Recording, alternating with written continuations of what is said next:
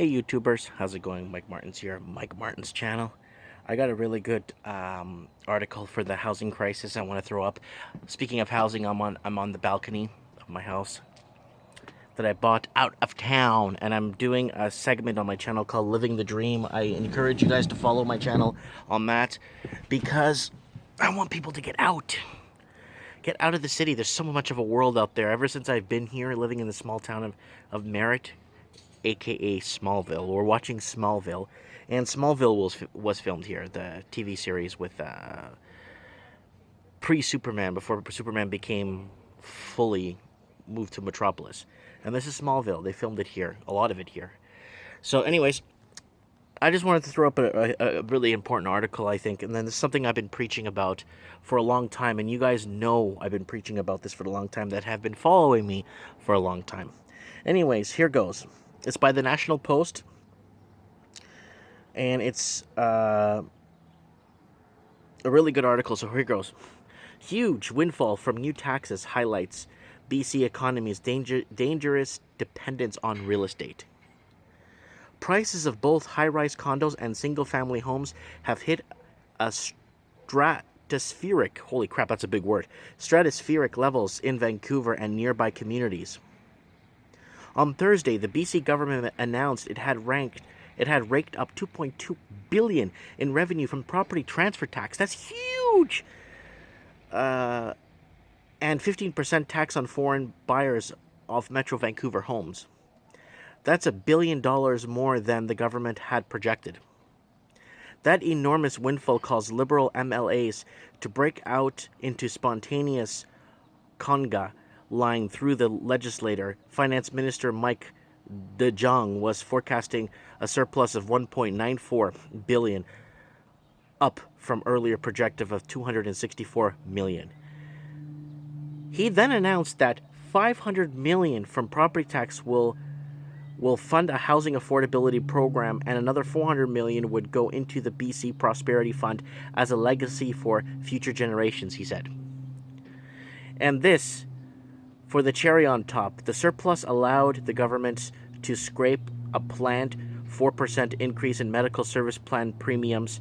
It wasn't as a tasty treat as an announcement to revamp or scrap the loathsome MSP entirely would have been, but it did make the medicine go down more easily. Overall, the windfall made BC the brightest light of the country's economic horizon, and those dire predictions of house impoverished millennials fleeing to Metro Vancouver and BC for cheaper housing prices, it hasn't happened. Net interprovincial immigration has increased year over year in the last 3 years. You go where the work is.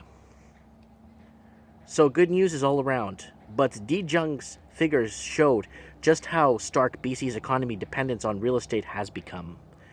Real estate-related taxes are now the government's single largest revenue generator. They not only outstrip the $1.2 billion gambling brings in, that's huge, which is pernicious enough, but also surpass the tax revenue individually from the forestry, mining, natural gas, and all other resource industries. Only when you combine the tax revenue from those resources industries do bring in more than real estate, just by a few decimal points. None of this takes into account the economic spin-offs that a hot real estate market generates. An angry public may chafe at the rising unaffordability of the market, and they may rightly grow livid. An influx of laundered monies, tax cheats, and real estate scammers or hapless enforcement agencies have proven either too inept or understaffed to catch. So basically, what my horrible reading is trying to say is that agencies are putting their best foot forward and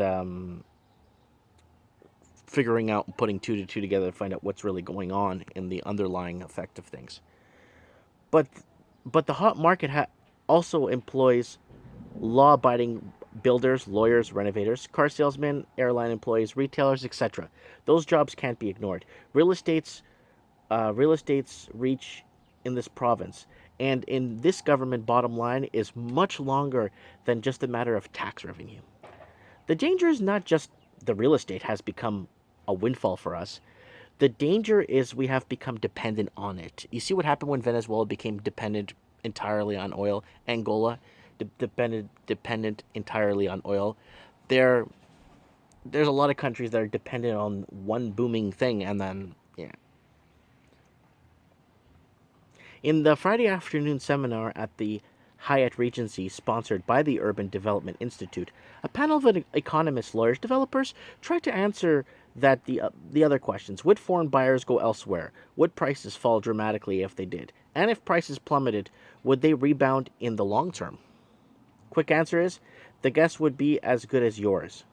For the optimists, there was Helmut Pastrick, chief economist of Central Credit Union 1, who noted that the market had become weakened several months before the introduction of the 15% tax. But in August sales, the detached homes in some neighborhoods plunged $300,000 to $400,000, at which some audience members gasped. $300,000 to $400,000, that buys you 4 homes in Arizona. And that's just decline on one home here. However, Pastrick believed that any downturn would take 3 to 6 months to play out. Then, if the economy remained sound, and here he made a note in Metro Vancouver's 6% rise in employment, the usual market fundamentals would eventually come into play. Prices, he said, should begin to rise next year. In 2 or 3 years, he said, he expects them to surpass the present prices. So, I don't see this happening because prices are not, they're just going down. And in the detached markets have been going down like really bad. You watch some of my older videos, I got links to them. Been going down huge percentages. His advice: prospective sellers caught in recent downturn wait it out. If the economy doesn't go bad, where's the pressure? Where's the pressure to sell? That's a big if. Given the space real estate takes up in the BC economy, economist Tom Davidoff, associate professor with the University of BC Saunders School of Business, thought that there was a significant risk of a real correction. How much? 30, 40% Davidoff guessed? But he said was just that, a guess. Intangible factors that can't be measured would be at play. He said a combination of uncertainty and pessimism. His colleague, Saunders School czar of Somerville, agreed. I think there's a real risk there is that if the stuff turns south enough and it affects employment levels, then things could get real rough because real estate is such a large part of the economy now. After the seminar, what was it that at Somerville called, so they called it a seminar, called a real estate tax revenue in BC, the governor's heroin. So I'm going to reread that last part here.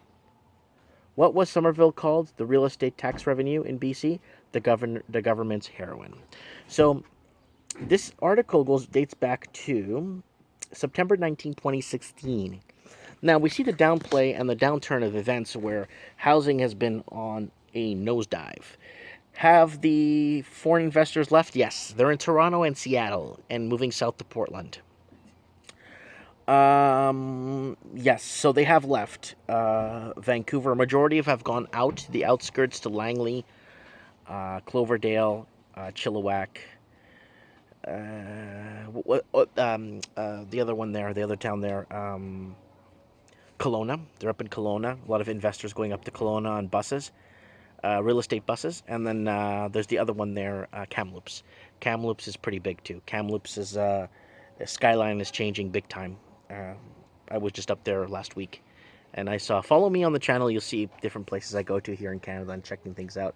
I do a lot of cross-country drives across Canada, and I'm going to start doing vlogging different cities I meet, I get into, different places I see, and I'm very excited to, I don't know, just to be kind of free to see these things and see different parts of the country. The country is very beautiful. Canada is by far, I think, because it's got such a vast, just it's so vast. So you get the most beautiful waterfalls because there's thousands of waterfalls to pick from. You get the most beautiful mountains because there's more mountains to pick from. Better, different landscapes. Got the most beautiful lakes in Canada because there's more lakes to choose from, as opposed to smaller countries that have very little to no lakes or very little to no mountains. Canada's got an abundance of everything, and this country needs to have some sort of a correction within its parliament, or something's got to be corrected because not being able to buy a home in the country you love so much, it must break a lot of people's hearts. You know what I'm saying? I kind of took a step back and reassessed my situation, and I kind of looked at, I called a spade a spade. I'm not going to change anything. Yeah, I'm making videos, I'm creating awareness, maybe getting people to talk, maybe getting people to comment below and make some sort of a contribution by commenting or kind of expressing what they feel. But I called a spade a spade. I took a step back. I looked at the situation and I said, you know what? I want to live this life. I want the country life. You know, I want to raise my kids in a country life, in the country life like this. I want them to be in Canada. This is Canada proper. This is like Canada proper. It's like it's very Canadian here, and this is what I want for my kids. I want them to see this part, of Canada, or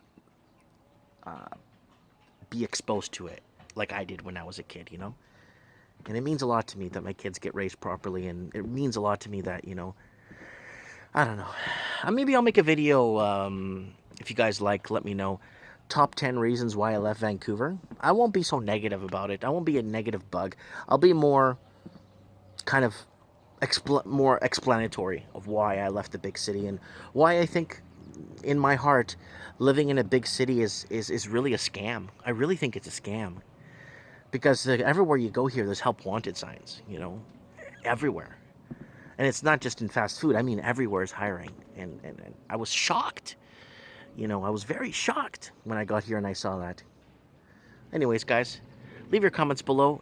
Oh, yeah, let me know what you guys think of my new patio. I got my patio set in from Vancouver that was in my backyard. I set it up here. Look how much space I got. I got lots of space. And I got this little section here to go inside from that screen door. And I got that section there from the screen door. And, yeah, it's looking good. And everyone looks out for each other here. Everyone here looks out for each other's homes. There's people looking out for each other, and I like it a lot. Anyways, comment below. Let me know what you guys think, and have a good one, guys.